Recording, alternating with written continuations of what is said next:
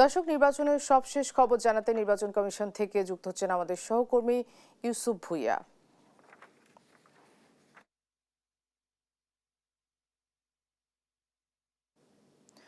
Yusuf, vote নিয়ে সবশেষ কি তথ্য আছে আপনার কাছে, বিস্তারিত আমাদেরকে জানাবেন। ত্রয়োদশ জাতীয় সংসদ নির্বাচন ও গণভোটের কিন্তু আনুষ্ঠানিকভাবেই ভোট গ্রহণ যে কার্যক্রম সম্পন্ন হয়েছিল গতকাল, তারই ফল ঘোষণার কিন্তু শেষ হয়েছে এবং আনুষ্ঠানিকভাবে 297টি আসনের ফল ঘোষণা করেছে নির্বাচন কমিশন। এবং নির্বাচন কমিশন সচিব যিনি রয়েছেন আক্তার আহমেদ, তিনি ফল ঘোষণা শেষ পর্যায়ে এসে জানিয়েছেন যে আসলে আপাতত 297টির আসনের ফল ঘোষণা করা হচ্ছে এবং 2টি আসনের ফল কিন্তু ঘোষণা করা হয়নি। সেই যে 2টি আসন চট্টগ্রাম 2 এবং চট্টগ্রাম 4, সেই 2টি আসনে কিন্তু যে প্রার্থীরা বিজয়ী হয়েছে তার বিরুদ্ধে মামলা রয়েছে। সেই মামলা জটিলতা সব কিছু সমস্যা রয়েছে, সেই সমস্যার কারণে আপাতত সেগুলো স্থগিত রয়েছে এবং পরবর্তীতে আসলে নির্বাচন কমিশন সিদ্ধান্ত নিয়ে সে ফলাফল জানিয়ে দিবে। এই ছাড়া যে 297টি কেন্দ্রের ফলাফল আসনের ফলাফল দিল আজকে নির্বাচন কমিশন, সেখানে আসলে সারা বাংলাদেশে যে বাংলাদেশ জাতীয়তাবাদী দল বিএনপি, জামায়াত, এনসিপি সহ যে রাজনৈতিক দলগুলো রয়েছে কে কয়টি আসন পেয়েছে সেটা কিন্তু স্পষ্টভাবে নির্বাচন কমিশন জানায়নি। এবং আরেকটি তথ্য জানিয়ে রাখি, এখানে কিন্তু যখন নির্বাচন কমিশন ইসি সানাউল্লাহ কথা বলেছিলেন তখনও কিন্তু তারা জানায়নি যে ভোটের শতাংশটা কত ছিল।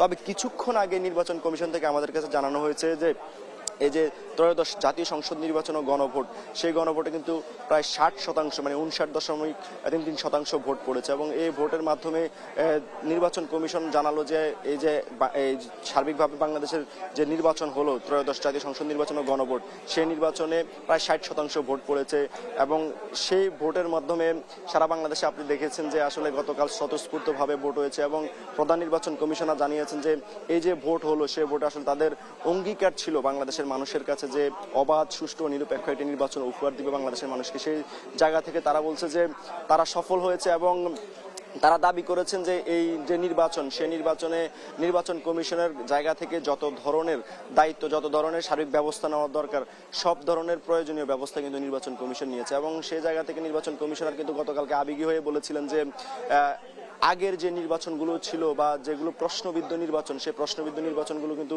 নির্বাচন কমিশন করবেন এবং শেষ পর্যন্ত তাদের দাবির জায়গা থেকে বলা যায় যে তারা একটা সফল নির্বাচন উপহার দিয়েছে এখন পর্যন্ত তারা যেটা বলছে। এবং আপনাদেরকে জানিয়ে রাখি, যেহেতু 299টি সংসদীয় আসনে নির্বাচন হয়েছে, সেই জায়গা থেকে একটি আসনে নির্বাচন হয়নি। শেরপুর 3 আসনে যে নির্বাচনটি হয়নি সেখানে জামায়াতের এক প্রার্থী ছিলেন, তিনি শেষ মুহূর্তে জামায়াতের প্রার্থীর মৃত্যুর ঘটনায় কিন্তু সেখানে নির্বাচন স্থগিত করেছিল এবং পরবর্তীতে জানিয়েছিল নির্বাচন কমিশন সেখানে পরবর্তী একটি তফসিল ঘোষণা হবে। যেহেতু আজকে ফলাফল ঘোষণা হলো আনুষ্ঠানিকভাবে এবং এই আনুষ্ঠানিক ফলাফল ঘোষণার পর কিন্তু সরকারিভাবে একটি গ্যাজেট প্রকাশ করা হবে। আমরা যতটুকু তথ্য পেয়েছি যে আগামীকাল কিংবা পরশুর মধ্যে কিন্তু এই গ্যাজেটটি প্রকাশ করার কথা এবং আমাদেরকে অপেক্ষা করতে হবে সেই গ্যাজেটটির জন্য। তার পরবর্তীতে নির্বাচন কমিশন নতুন করে আসলে তফসিল দিবে এবং তফসিল দেওয়ার পর শেরপুরে যে নির্বাচনটি সেই নির্বাচনটি হবে। এবং এছাড়া আরও কিছু তথ্য আপনাদেরকে জানিয়ে রাখি যে নির্বাচনে যে সার্বিক ব্যবস্থাপনা, নির্বাচন কমিশন আগে থেকে বলছিলেন যে তারা একটি অবাধ, সুষ্ঠু, নিরপেক্ষ নির্বাচন করার জন্য আইন শৃঙ্খলা থেকে শুরু করে সব ধরনের দায়িত্ব পালন করেছেন। এবং গতকাল নির্বাচনের সঙ্গে সম্পৃক্ত নির্বাচন কমিশনারও জানিয়েছে যে প্রায় 17 লক্ষের অধিক কিন্তু আইন শৃঙ্খলা বাহিনী এবং নির্বাচন কমিশনের যে নির্বাচনের সাথে সম্পৃক্ত সব মিলিয়ে কিন্তু প্রায় 17 লক্ষের অধিক, সে জায়গাতে 9.5 লক্ষ কিন্তু আইন শৃঙ্খলা বাহিনী ছিল। তো এই নির্বাচনে কিন্তু আপনারা বলা যায় যে প্রায় 1/3 সংখ্যাগরিষ্ঠভাবে কিন্তু বিএনপি জয়লাভ করেছে এবং আগামী যে সরকার গঠন হচ্ছে এখন ধরাই যাচ্ছে যে সেই সরকার গঠন বিএনপি করছে এবং বিএনপির প্রধান নেতা তিনি 2টি আসন থেকেও জয়লাভ করেছেন, তারেক রহমান, বিএনপির যিনি চেয়ারম্যান। এবং কিছুক্ষণ আগে বিএনপির যে নির্বাচন পরিচালনা কমিটির চেয়ারম্যান এবং দলের স্থায়ী কমিটির সদস্য নজরুল ইসলাম খান এসেছিলেন ফলাফল ঘোষণার কেন্দ্রে। সেখানে এসে তিনি বেশ কয়েকটি কথাও বলেছেন।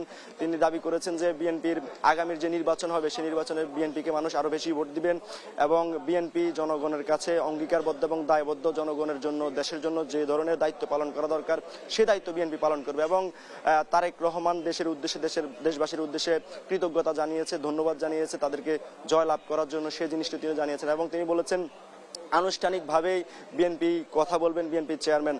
তো নির্বাচন কমিশন সচিবালয়ে আমরা অপেক্ষা করছি নির্বাচনে যে আসন ভিত্তিক যে আসলে কে কয়টি আসনে জয়লাভ করেছে সেই তথ্যটি নির্বাচন কমিশন জানায় কিনা। তো এ ছিল নির্বাচন কমিশন থেকে সবশেষ আনুষ্ঠানিকভাবেই 297টি আসনের ফলাফল ঘোষণা করেছে নির্বাচন কমিশন।